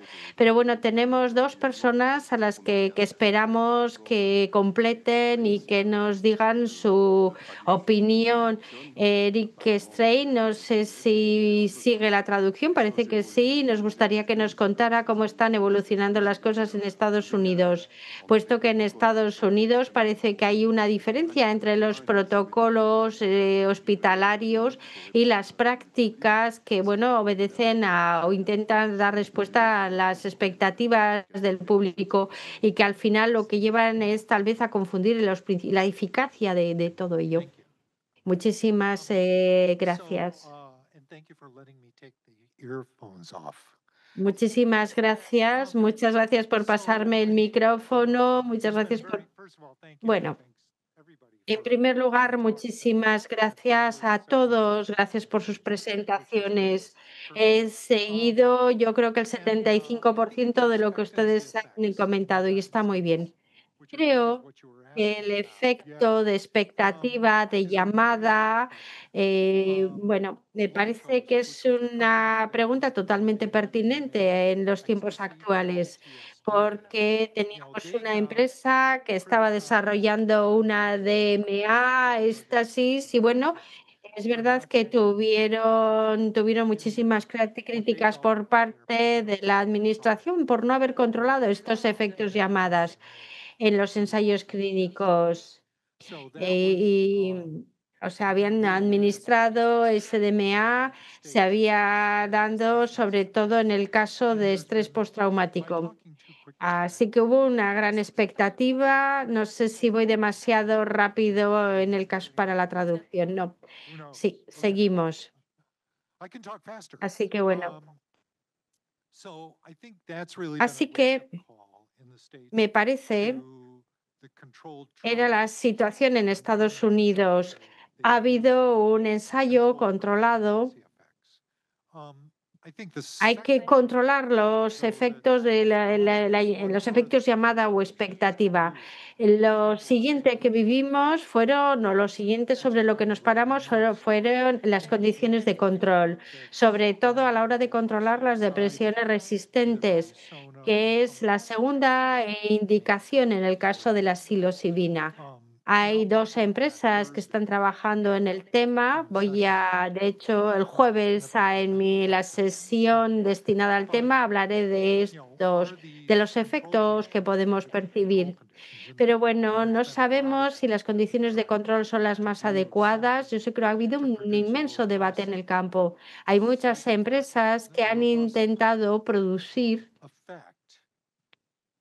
un efecto robusto y todo ello para esconder si ha recibido o no la psilocibina. No sé si de esta manera respondo a la pregunta, así que, pero bueno, sí que sabemos que después de la experimentación de la etapa 3, la DMA en estrés postraumático y se paró porque en principio se reprochó a los médicos el no haber tenido en cuenta este efecto expectativa. Y bueno, yo creo que también se ha dicho en la diapositiva de SOE, también se ha hablado de los grupos de control. Las personas saben que poco más o menos saben si están en el grupo placebo o en el grupo control, lo que complica las cosas. Así que muchísimas gracias por hablarnos de la realidad en Estados Unidos. Y ahora Alexandre nos va a hablar de su experiencia sobre el terreno. Es dinamizador dentro de la empresa Sikedin. Estamos hablando de una empresa que existe, que tiene mucho, que produce. Y bueno, piensen en las preguntas porque luego pasaremos la palabra a la sala. Perdón por el retraso. Muchísimas gracias a Michelle. Bueno, no me voy a centrar en el tema, sino que, bueno, hablamos de pacientes que vamos a seguir, vamos a hablar de cerebros, pero no hemos hablado de aquellos que recurren a los chamán. Así que, bueno, me gustaría, Daniela hablaba de consumos, diferenciaba, y bueno, el último estudio del barómetro de salud, cuyos datos se actualizaron, bueno, nos daban una cifra, un 8% de los adultos en Francia han consumido psilocibina y 4% han consumido LSD. Hay una posibilidad de selección. Potencialmente, igual, algunos de nosotros ya hemos tomado esas sustancias. Y luego, entre esas personas que ya han tomado estas sustancias, tú me has hablado antes de actor de reducción de riesgo desde el año 90 con Médicos del Mundo. Y bueno, aquí tenemos al equipo de Vicía, Jean-Pierre, Cyril, Cecilia. Bueno, pues nos vimos en la obligación de acompañar personas que estaban viviendo experiencias muy difíciles con los psicodélicos. Y me aprovecho de que tengo el micrófono para pensar en Denis Beneseke, que nos abandonó hace algunos años y que fue un apasionado del acompañamiento de personas que tomaban estos productos, que nos formó en el acompañamiento de los psicodélicos. Y también pienso en Fátima Shinman, que era psicóloga que nos acaba de abandonar. Así que bueno, son personas que han contribuido mucho, que han intervenido mucho en el trabajo que hemos realizado con personas que vivían lo que eran grandes trips. Voy a cambiar de pie, de argumento y voy a hablar de lo que se está haciendo dentro de lo que es la Asociación Francesa. Estamos hablando de una asociación de mediación. De hecho, Zoe es una miembro fundadora de este grupo. Nos interesamos en la reducción de riesgos. Hemos redactado un manual, no sé si lo han visto, está en línea o lo pueden pedir. Tenemos un stand en el coloquio, así que si quieren la guía no tienen más que pasar.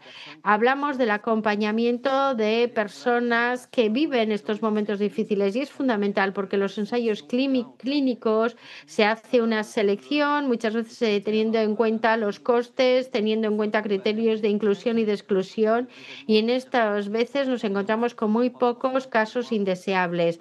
Creo que hay un 0,3 por caso, si me acuerdo bien. En la vida real nos damos cuenta, en algunos estudios nos damos cuenta que nos encontramos con que un 20% de los consumidores hablan de efectos indeseables y un tercio hablan de efectos que les van a durar varios meses. Nos planteamos qué podemos hacer para estos pacientes. Tenemos grupos de palabra, personas que han vivido momentos y que van a compartir todas estas experiencias entre ellos. Estamos hablando de salud en el ámbito de la comunidad. Trabajamos en cooperación con investigadores en Francia, sobre todo para ver si algunos pacientes pueden entrar en estos círculos. También hemos trabajado con personas que han tenido fenómenos de despersonalización después de tomas de ketamina en medio hospitalario. No hay muchos espacios que hayan sido concebidos para acompañar a estas personas y espero que podamos seguir colaborando entre investigadores, públicos, hospitales, entre todos nosotros. Muchísimas gracias, Alexandre. Es muy positivo. Es muy interesante que un representante de la reducción de riesgos nos hable de sus efectos indeseables.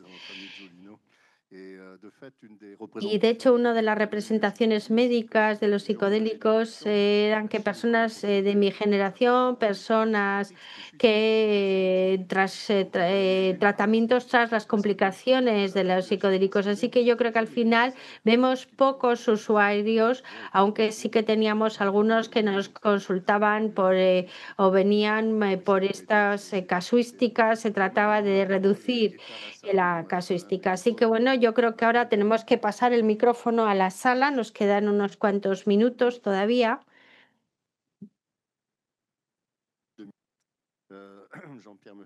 Jean-Pierre me dice que bueno, que podríamos hasta retrasarnos un poco, no tenemos tanta prisa. Muy buenos días o muy buenas tardes a todos. Me gustaría volver a la intervención de la señora Dubu y que ha hablado de un momento en el momento en que se abandona la ciencia, deja de lado los psicodélicos debido a una pánico moral que dura muy poco tiempo. Me gustaría recordarles y me gustaría que me dijera qué piensa. Pero este pánico moral surge con relación a todas las drogas. Tenemos el efecto Bandol, tenemos con esta chavala que va a morir en unos baños después de una inyección de heroína y bueno, evidentemente la prensa que se va a referir a este caso durante muchísimo tiempo y durante muchísimos meses. Y luego tenemos la ley del 71 que nos viene de Estados Unidos. Hay una presión. Francia trasladaba el 20% de la heroína que se consumía en Estados Unidos. Era una heroína de muy buena calidad. Pero esta ley de los años 70 que viene de ese pánico moral o que es algo que hizo que la ciencia pues cambiara de horizonte. Cómo hacer investigación sobre productos ilegales. Así que es lo mismo que en el caso del cannabis. Tenemos muchísimo retraso en la investigación y es porque estas sustancias estaban prohibidas. Así que tenemos el peso de la prohibición de las drogas y que tuvo un papel esencial en el abandono de la investigación sobre todas estas sustancias. Así que, bueno, me gustaría que me dijera qué es lo que piensa de todo ello. Muchísimas gracias. Habla de la ley del 71 que tiene que ver con el pánico moral, que también tiene que ver con la asociación entre mayo del 68 y el consumo de cannabis y del LSD. Aunque los estudios nos demuestran que no había tanto consumo de estas sustancias en mayo del 68, pero tenían muchísimo éxito en el ámbito social, de la misma manera que en el caso de los hippies de los años 80 en Estados Unidos. Ha hablado de la crisis de la heroína en los años 79, en el momento en que se desmantela la France Connection. Estados Unidos lo hace. France Connection tenía el mercado, vendía heroína pura, casi pura, era una heroína estable, de una calidad estable. Con el desmantelamiento van a surgir dealers camellos que van a cortar y es un producto que se consume desde hace mucho tiempo sin sobredosis. Así que la prohibición va a hacer que se acaben los estudios, aunque teóricamente puedan seguir. Es lo que les he mostrado, es el contexto administrativo el que no lo permite, pero también va a generar riesgos para los usuarios. Y esta prohibición está presente en 1916. La primera ley de prohibición es de 1916 y es ahí cuando se va a instaurar una fobia a la morfina.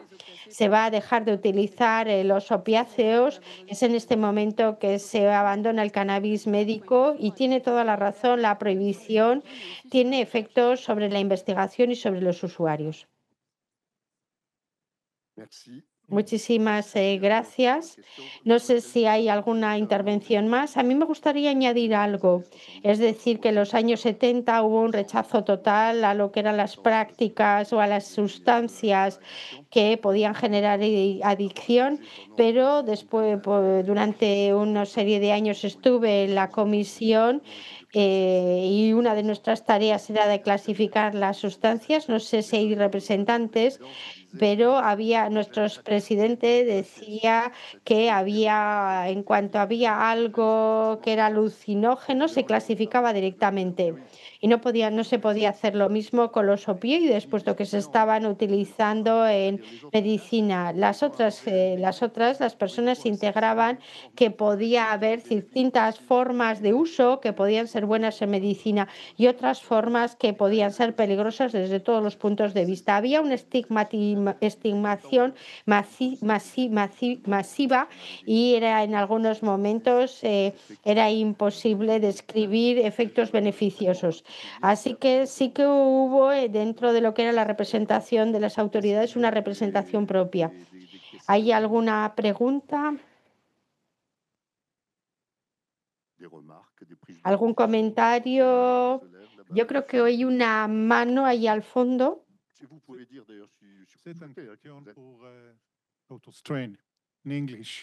En inglés la pregunta, por favor. only indication for the treatment of PTSD En el caso del by tratamiento any kind of de los trastornos is de cannabis. este However, postraumático studies con conducted mainly sustancias, y yo creo que la sustancia mayor es el cannabis. Sin embargo, in our veterans, en el it has been caso de los found that veteranos de PTSD guerra, actually was the most important hemos comprobado contributed to positive outcomes. que la expectativa es el aspecto más presente. Los veteranos de guerra que están ahora en tratamiento, That cannabis would be useful if not si improved. no creen que si no creen que el cannabis pueda serles útil, no cambiarán, no mejorarán. Pero ahora, si vuelvo a su comentario, Agree with you that lack of estoy de acuerdo con usted en cuanto is a que la falta de estudios con relación a todas estas expectativas es una realidad problemática. Lo sabemos en el caso del cannabis y lo que asociamos es que nos tenemos que interesar por las distintas alternativas. Si queremos tratar la depresión resistente y si queremos utilizar la psilocibina, ¿qué es lo que tenemos? ¿Qué alternativa nos queda? ¿Qué? ¿La ketamina podría ser o la estimulación transcraneal? ¿Qué otras alternativas nos quedan a los psicodélicos? O en otras palabras, los psicodélicos forman parte del algoritmo de los tratamientos.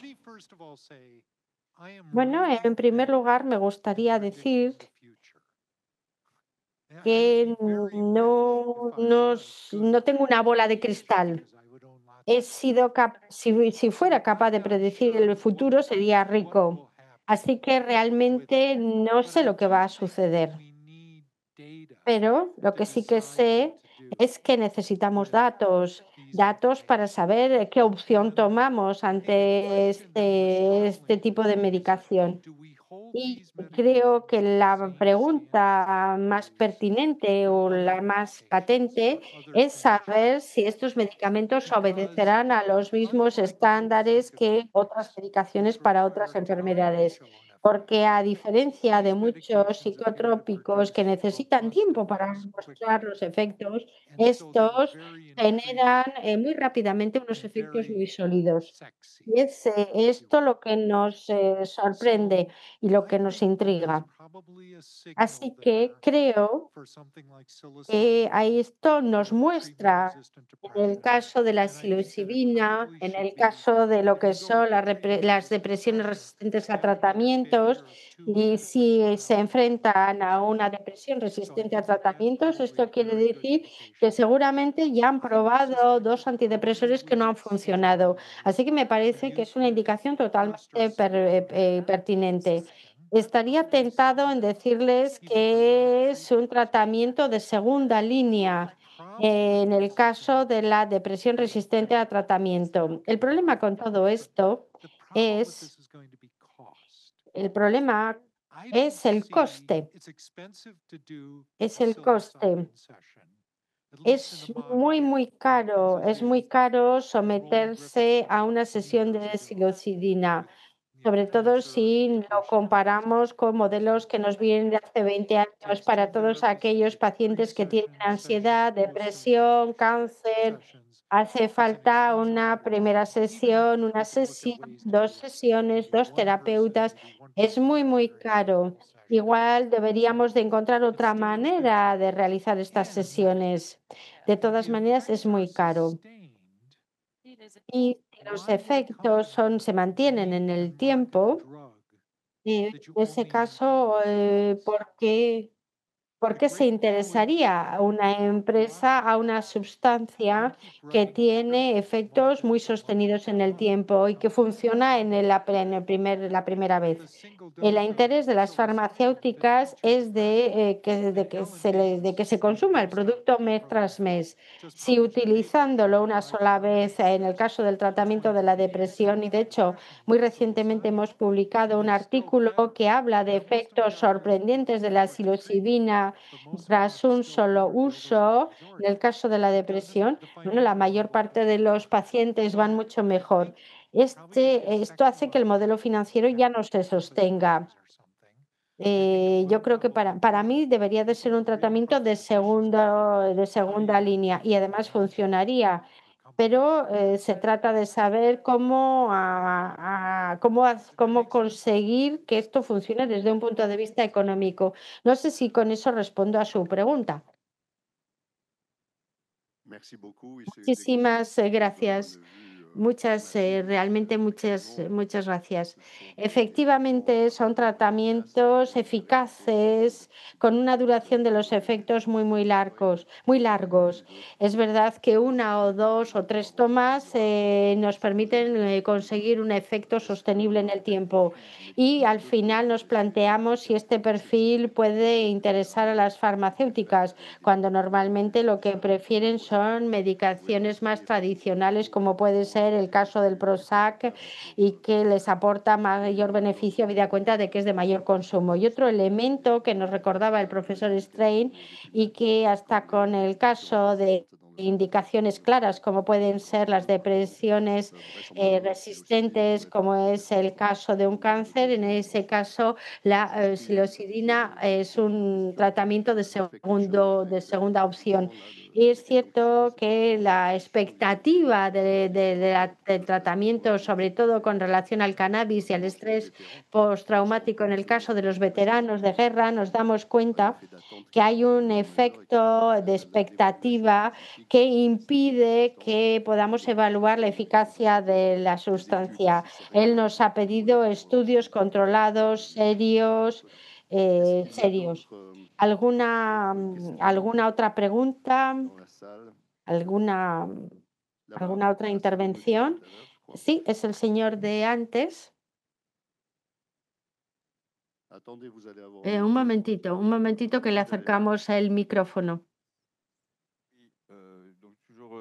Sí, Miguel Velázquez es con relación a los límites del tratamiento, porque todos estos nuevos tratamientos, bueno, esperamos mucho, tenemos mucha expectativa, pero es una pregunta que les hago a todos ustedes. ¿No creen ustedes que en el caso de adicción a cocaína o en el caso de depresiones de final de vida, cáncer, etcétera, no puede tener un interés, efectivamente, pero si en cambio vemos lo que es adicción a los opiáceos, soy realmente escéptico en cuanto a las posibilidades de contar con resultados positivos, simplemente porque tenemos ya lo que es la falta, la carencia física, que nos plantea un problema mucho más serio que todo lo que es psicológico, aunque la parte psicológica en esa carencia de la sustancia intervenga en el craving. Pero no solamente tenemos el craving, tenemos muchos otros elementos. ¿Tú le oías? Bien, ahora sí que vuelvo a ver la cara en la oscuridad. Bien, perfecto. Te doy el micro a Daniel. Depende del objetivo terapéutico. Si es la abstinencia, pero si no existe este objetivo para la mayoría de los pacientes, no funciona. Pero sí que le puedo decir que hemos tratado una serie de pacientes con la adicción con los opiáceos y hemos tratado incluso pacientes que estaban bajo prescripción de heroína médica o terapéutica y por la mañana iban a tomar, por lo tanto, su heroína y luego recibían la psilabina, pero no dejan de consumir. Desde luego, no lo dejan. Pero es cierto que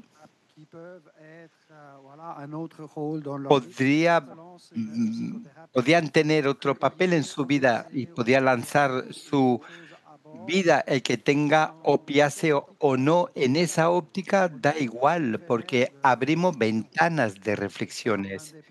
Y esto independientemente de la sustancia que se consuma. También hemos tenido pacientes, ciertamente, que lo han mezclado LSD con crack y al menos han dejado el crack.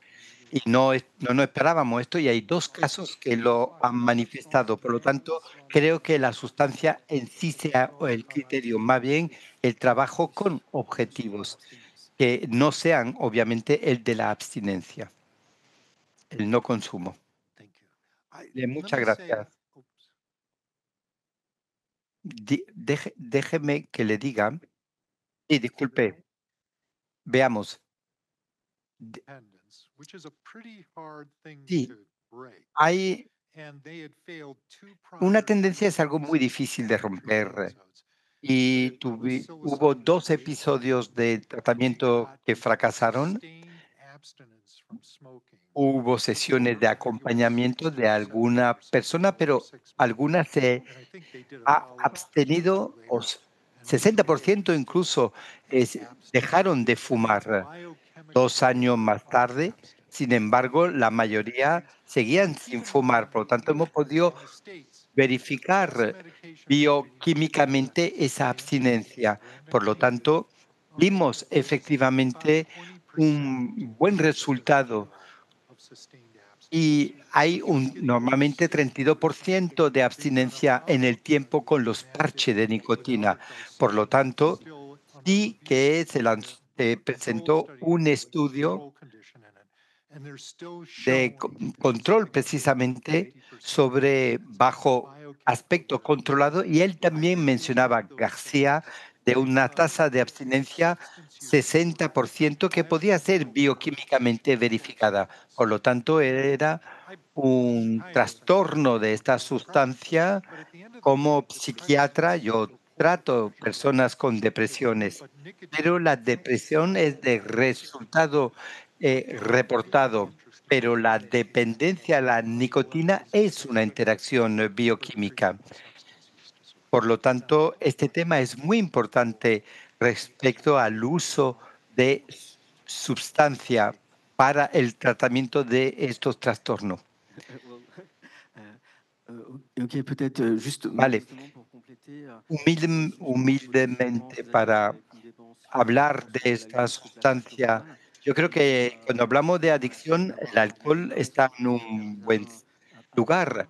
Yo creo que era jueves que vamos a oír que lo que ocurre de efectivamente también el uso de la psilocibina con el alcohol y te va a explicar este jueves que hay una abstinencia bastante superior para aquellos que utilizan psilocibina 25 gramos y otras que casi es un placebo y potencialmente una modificación de la relación con el consumo de alcohol con los demás. Lo que es muy interesante porque potencialmente creo que la psilocibina va a jugar ese papel. Nos habían presentado aquí los resultados hace 2 años sobre el tabaco y me parece que una singularidad no es actuar solamente sobre asuntos de abstinencia, sino la relación y volver a ver la posibilidad de gestionar el consumo. Y es verdad que es un reto bastante interesante.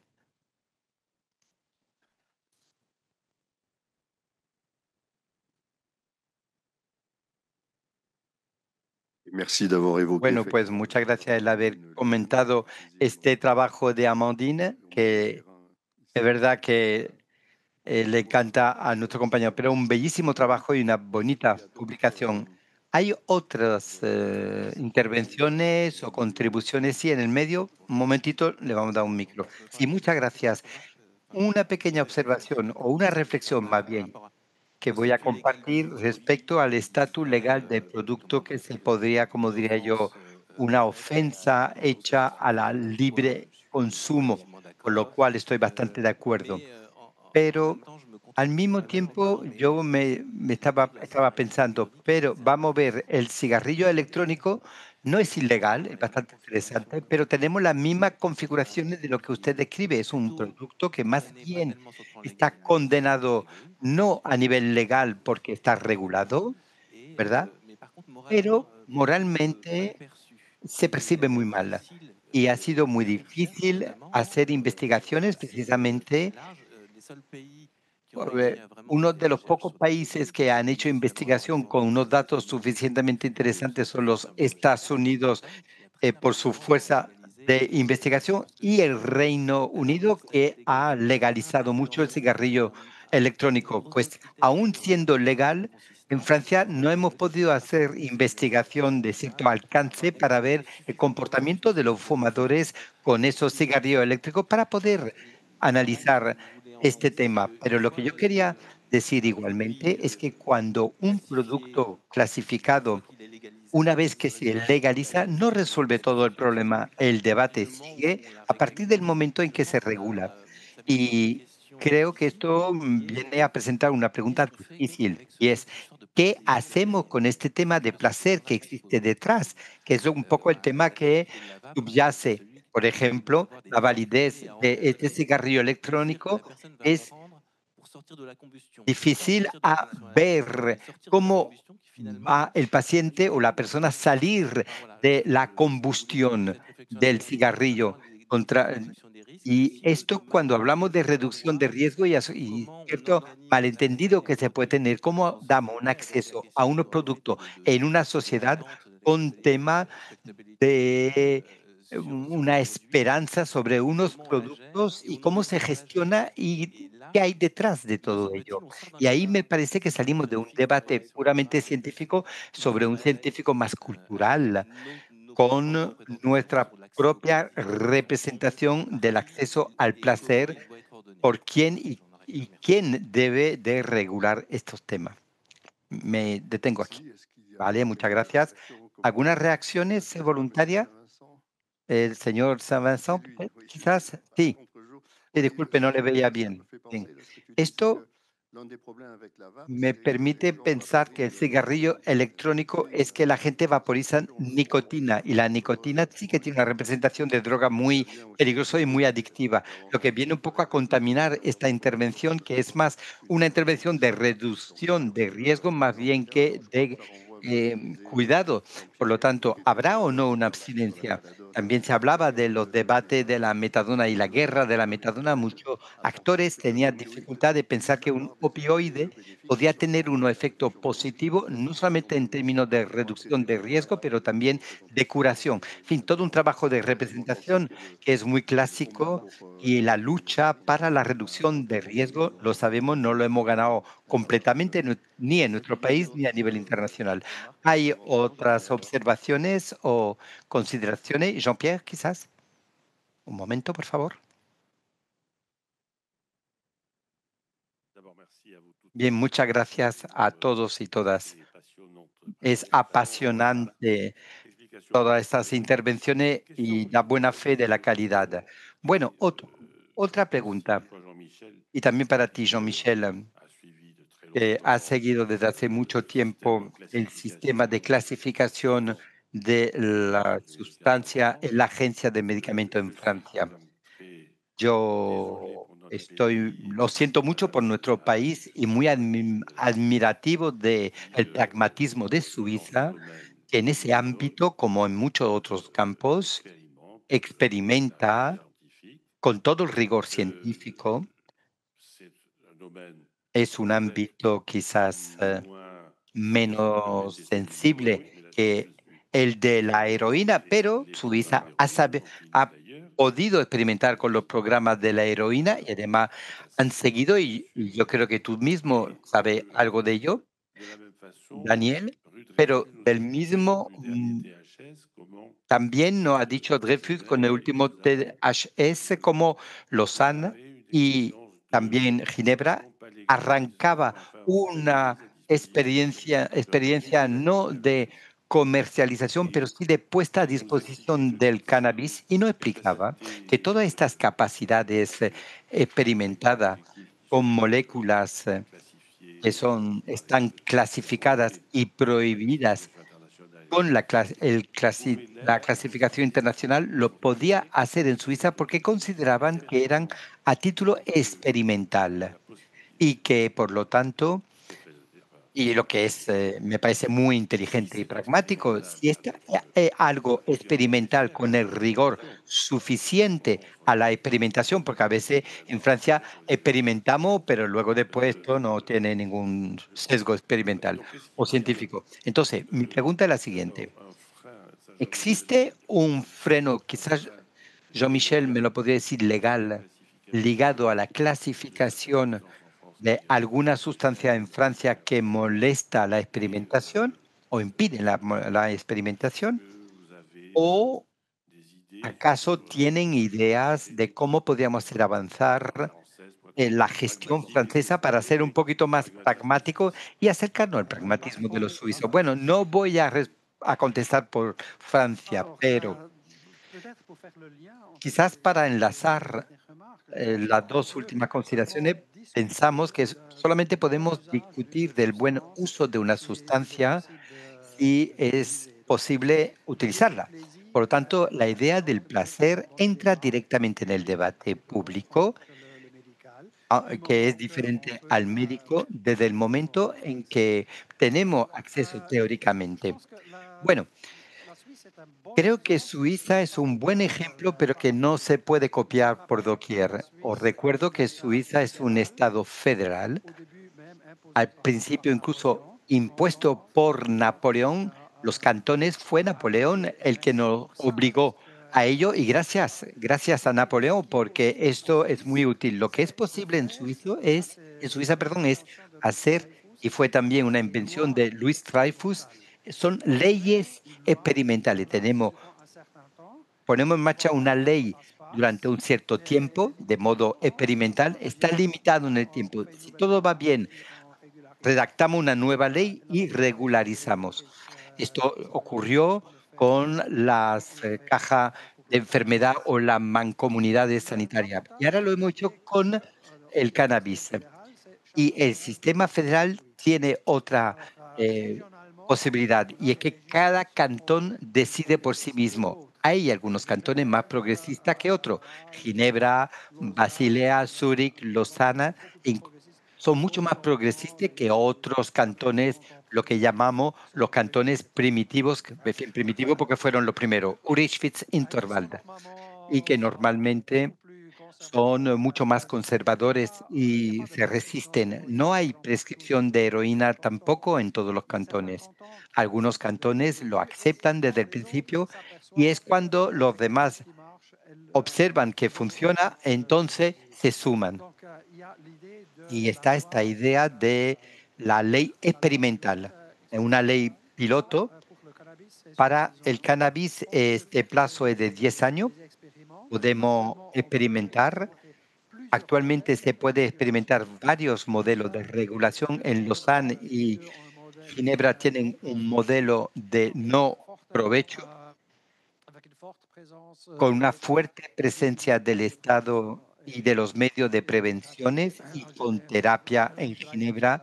Luc Dreyfus, que es presidenta de la asociación que lleva este proyecto, y yo soy el investigador principal. Hay otros proyectos, sin embargo, que por otra parte, pues no tienen esa evolución y se miran diferentes modelos e incluso cada cantones podrían elegir entre los modelos de regulación posible. Ustedes lo podríais hacer en Francia. Pienso que hay que recordar que una vez más que vosotros mismos habéis impuesto ese modelo por parte de Napoleón. Impóngaselo a vosotros mismos ahora. Bueno, pues lo que es increíble es que en Francia estamos penalizados por ello. Es el presidente de la región de Aquitaine, Rousse, me lo decía, lo que molesta esta experimentación, y hemos tenido el problema previamente de instalar la metadona y fue una auténtica guerra, lo confieso, pero en Francia también se plantea el tema de salas de consumo supervisadas y Dreyfus también decía que era Berna precisamente capital de Suiza, donde se había hecho la experimentación. Pero el centralismo jacobino francés, todo se decide en París y pasa por París, y estoy muy sorprendido que el federalismo cantonal helvético sea una herencia de Napoleón. Ahí me ha sorprendido porque en Francia hizo una centralización feroz. Bueno, pues todavía estamos esperando la llegada de nuevos cantones. Venga, Nueva Aquitania se lo va a pensar. Bueno, sí puedo dar mi opinión. Primeramente, suscribo totalmente lo que acaba de decir. Hay una gran diferencia respecto a las salas de consumo o experimentaciones como regulaciones del cannabis, pues es mucho más fácil de poner en marcha esto mismo en el caso de Suiza, que lo hacemos en Francia. Por lo tanto, es un problema político que obedece a otros argumentos que no son argumentos sanitarios. Lo vemos en el periodo actual. Humildemente, mi experiencia de 30 años en la Comisión de Sustancia es que las cosas evolucionan favorablemente. Es la buena noticia. Antes dependía directamente del Ministerio de la Salud esta dirección, y es solamente cuando se creó la APSAT, cuando se creó una agencia un poco distinta del ministerio y constituida por expertos. Pero estos expertos son gente muy competente, pero fundamentalmente era especialista sobre el tema de la toxicidad del producto. No veían el interfase con los consumidores, con pacientes. Y el otro elemento es que había muchos representantes de los poderes públicos, Dirección General de Salud, los diferentes ministerios. Por lo tanto, al final daba unas tomas de decisiones que eran muy severas. Y luego las cosas empezaron a moverse como la RTV sobre el Baclofen, ya empezaban a evolucionar las cosas y se abrían un poco esos espacios, y porque los expertos eran un poquito más diversos. Empezamos a tener psiquiatras, también actores del terreno, representantes de usuarios o consumidores en esta comisión, algo completamente innovador, y se retiraban los representantes institucionales. Por lo tanto, últimamente ya los bloqueos no son de la Agencia de Medicamento. Se ha autorizado la psilocibina para algunos estudios, y también el tema de otra sustancia.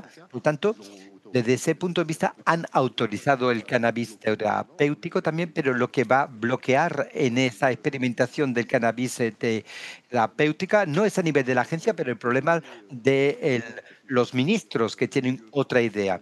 Por lo tanto, en un ámbito técnico y profesional, creo que las cosas evolucionan de forma bastante favorable. Lo que es evidente es que el poder político, aunque hay evaluaciones positivas respecto a la sala de consumo, pues hace al menos que su futuro sea muy improbable, y próximamente habrá una petición, y le pido efectivamente que la apoyen porque estamos llegando al final de los periodos de experimentación. Bien, muchas gracias.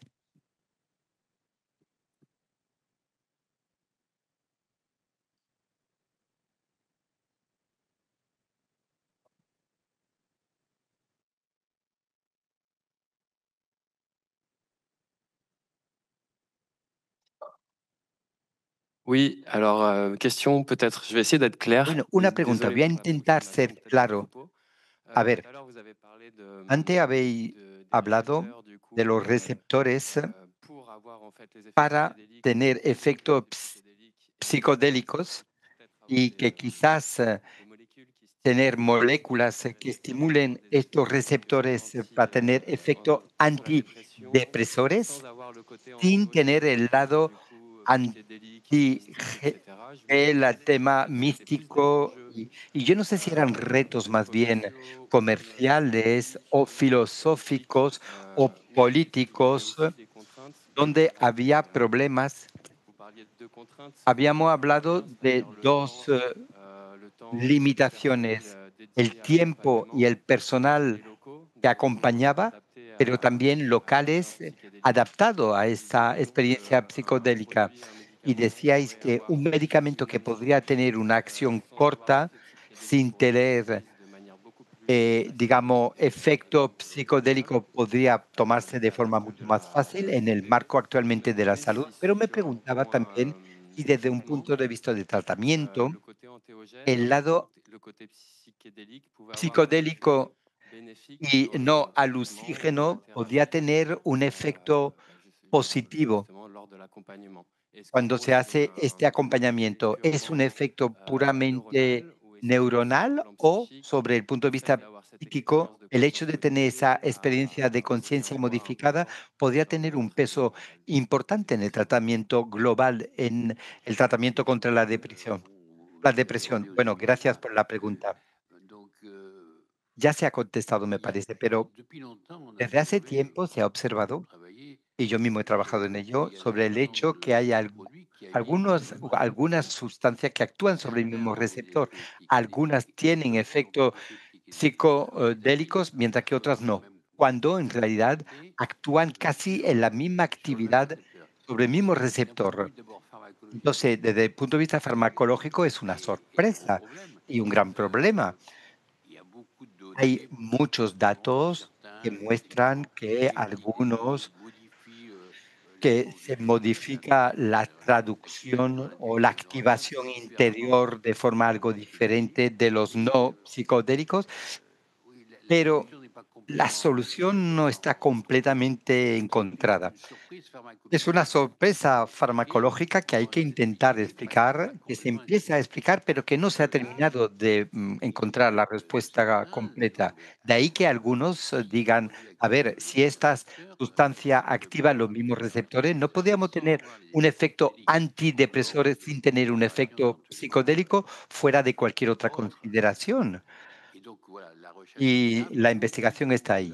Muchos laboratorios en el mundo y sobre todo laboratorios académicos han sintetizado productos que actúan sobre el mismo receptor y que no tienen el efecto psicodélico notable, digamos, o importante, y que sí que tienen efectos antidepresores, pero, como se decía antes, solamente en los ratones por el momento.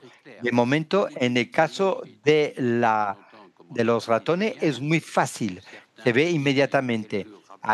Cuando hablamos o la relación con el Parkinson, bueno, algunos informes que dicen que no, que sí, que no, la cosa no está cerrada. Pero esta es la realidad. ¿Acaso estos productos tendrían o no estos efectos antidepresores?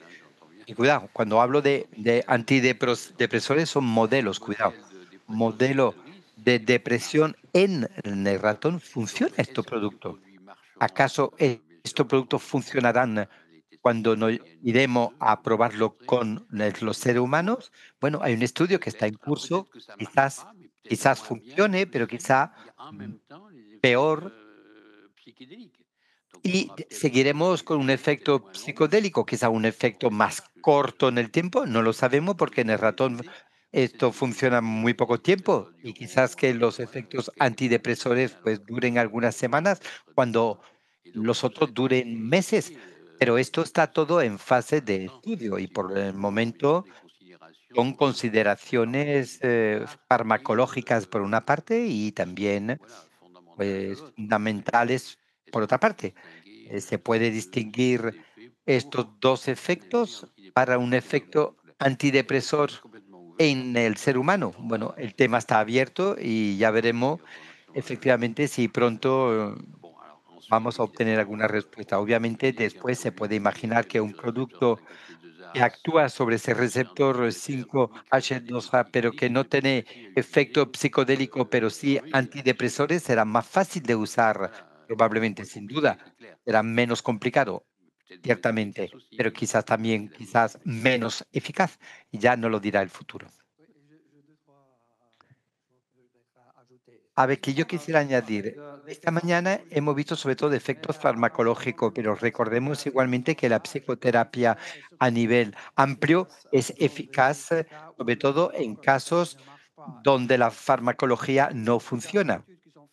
Y vean, y en los estudios siempre hay una componente psico, farmacéutica, siempre hay psicoterapia, es decir, se espera o se cambia algo en lo imaginario de los pacientes. Hay un estudio que aquí pronto se va a terminar, si ya nos ha terminado, por el doctor Leuchti en Basilea, donde da esta sustancia bajo anestesia. Quizás no estoy seguro que haya elegido, digamos, la buena vía, porque ahí también hay unos efectos considerables, pero la última consideración que lástima por estos efectos. Por una vez que tenemos sustancias que producen un cierto placer y algunas emociones, ¿por qué deberíamos aún bloquear estas sensaciones? No sé, yo insistiría mucho más sobre el aspecto muy psicodélico, más que el resto. El resto puede ser interesante, pero bueno, no tanto. Je réagis du coup sur ce Bueno, que vous yo dites parce que reacciono c'est sobre vrai lo que que está diciendo. Yo tenía ganas de decirlo también de alguna suite de votre manera, intervention. después Je de suis su tout à fait d'accord avec intervención. ce Yo que estoy vous de avez acuerdo dit, con lo que usted acaba de decir y es muy l'usage importante psychédélique proteger justement, mais el uso peut-être aussi des patients psicodélico, qui pero vont quizás hay utiliser des pacientes que no psychédéliques quieren et avoir vivir la esa possibilité experiencia d'avoir une psicodélica substance qui y a tener la pu posibilidad aider le de, patient pendant o longtemps, tener una sustancia a lo ressentir mismo des effets efecto très, très sin intenses. que Parfois, tenga ça ese enrichit efecto un peu tan le côté intenso, pero thérapeutique sí enriquece la paleta je suis plutôt d'accord. terapéutico, aunque estoy más bien de acuerdo con usted. Hay que protegernos de estos efectos y la psicoterapia está en el corazón de estos temas. Bueno, pues quizás no es hora de abrir este debate, no lo sé, pero me da la sensación que ha opuesto un poco lo que es farmacológico y neurológico con la psicodélica o psicodélico, pero no olviden que hay mucha similitud. Bueno, pero uno es artificial y el otro no. Es una categoría el hablar o querer enlazar entre los dos. Siempre son los dos al mismo tiempo. Pienso yo, son dos lecturas diferentes del mismo libro, obviamente. Y esto me recuerda también cuando éramos internos con el profesor de psiquiatría y veíamos la imagen cerebral de las psicoterapias y lo que era interesante sobre los trabajos místicos o los trabajos con la psilocibina, veíamos que la experiencia mística, cómo describían esto, que era el evento más intenso que habían vivido en toda su vida, y veíamos a nivel del cerebro que era una experiencia mística, pero esto respecto al debate que se ha tenido antes, creo que uno de los elementos interesantes y el enfoque o la reflexión en torno a los psicodélicos es oponer menos el tema de los productos médicos o farmacológicos que se veía mucho con actores que no eran lo mismo y a su vez se miraban a sí mismos. Y yo creo que ahí está la posibilidad de reflexionar sobre elementos sinergéticos, sabiendo que normalmente lo que funciona mejor cuando el estado y el efecto son comparables en lo que dice el paciente y lo que pide, sea cual sea el enfoque. Por eso yo estoy de acuerdo con usted. Hay que darle una diversidad de oferta para poder responder ante a la expectativa del paciente y quizás es lo que tenga más eficacia. Y para volver al aspecto de los chamanes, no olvidemos que la religión ayuda también en ese campo, por ejemplo, y que podemos observar que en algunas situaciones, y el profesor Jacques Besson también se había llevado un poquito a ser el que propagaba estas vías chamánicas, pero aquí era muy difícil de llevar ese experimento. Quizás en la Tercera República con Napoleón sí que se pudo hacer, pero ahora se busca más bien la quietud del paciente y que esté más a gusto. ¿Hay aún preguntas, por favor, observaciones en la sala? O si no, me giro hacia Jean-Pierre y quizás vamos a poder clausurar, ¿no? Agradeciendo de nuevo todas las personas presentes aquí. Un gran aplauso, por favor, por estas contribuciones tan interesantes. Y en ese ambiente tan simpático de todos aquellos que se han quedado con nosotros hasta ahora. Le agradecemos mucho su atención.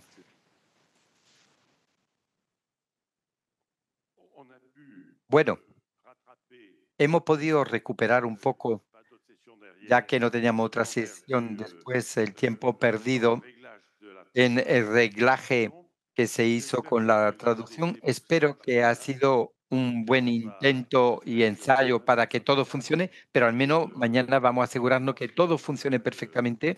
Y muchas gracias por este debate y estas pistas que habéis dado y que te seguro que vamos a seguir. Habrá más ocasiones de encontrarnos con los nuevos data y las nuevas perspectivas. Muchísimas gracias a todos vosotros.